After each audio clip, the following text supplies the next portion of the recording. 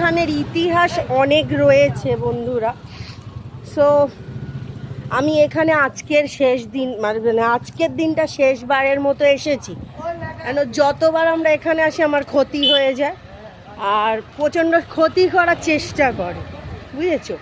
তো এটা হচ্ছে, আমি বারবার বলেছি এরিয়াটা কীরকম টাইপের এরিয়া সেটা আমি বলেই দিয়েছি। আর এখানকার ভীষণ ভীষণ বদনাম রয়েছে, এখানের নামে কোনো ভালো রেকর্ড নেই।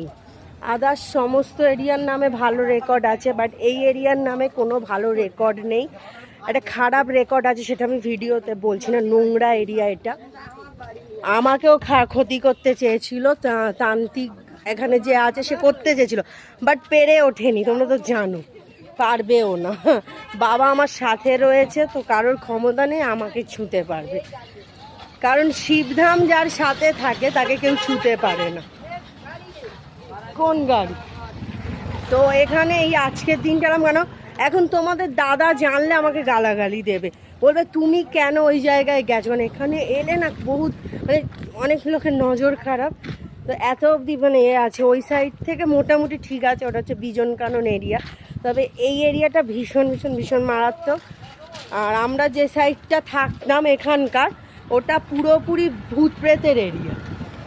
তো আমি বারবার বলবো, বাংলো বাড়ি ভূত আছে, ভূত প্রেতের এরিয়া।